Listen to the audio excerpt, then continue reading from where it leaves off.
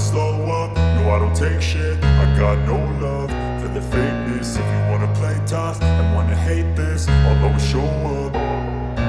I don't ever slow up, no I don't take shit. I got no love for the fakeness. If you wanna play tough and wanna hate this, I'll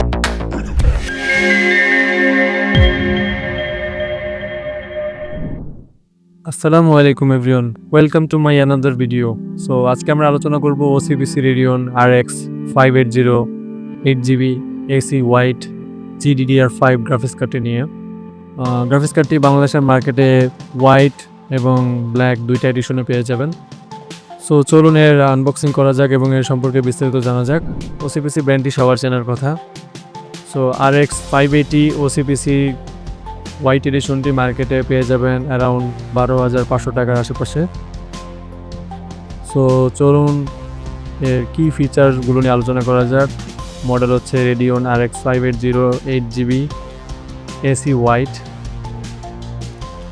এর boost clock হচ্ছে 1244 megahertz, memory clock হচ্ছে 8GB/PS, steam processor হচ্ছে 2048 SP, memory interface হচ্ছে 256 bits, memory bandwidth হচ্ছে 224 GB/PS, dual cooling fan, outputs হচ্ছে 3x display port, 1x HDMI। So চলুন এর ফুল specification সম্পর্কে আলোচনা করা যাক। ভিডিও মেমোরি স্পেসিফিকেশনস, টাইপ হচ্ছে GDDR5, সাইজ হচ্ছে 8GB, কোর ক্লক হচ্ছে boost clock 1244 megahertz, memory clock হচ্ছে 8GB/PS, মেমোরি ইন্টারফেস হচ্ছে 256 বিটস, স্টিম প্রসেসর হচ্ছে 248 SP, অ্যান্ড ইন্টারফেস হিসাবে ডিসপ্লে পোর্ট হচ্ছে 3x ডিসপ্লে পোর্ট, HDMI হচ্ছে 1x HDMI। পাওয়ার specifications হচ্ছে কানেক্টরস 8 পিনের একটি, কনজাম্পশন হচ্ছে 150 ওয়াট, ফিজিক্যাল স্পেসিফিকেশনস হচ্ছে ডাইমেনশনস হচ্ছে 235 into 135 into 43 mm। ওয়ারেন্টি বাংলাদেশের মার্কেটে পেয়ে যাবেন 2 বছরের মতন। সো গ্রাফিক্স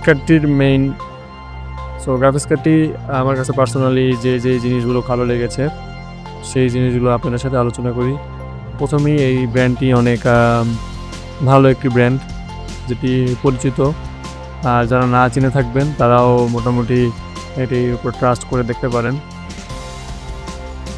কম্পেয়ার টু এর প্রাইস, তো প্রাইসের দিক থেকে যদি বলি এটা অনেক ভালো প্রাইস আপনাকে করে, কম প্রাইসের মধ্যে ভালো একটি ব্র্যান্ডের প্রোডাক্ট এটি।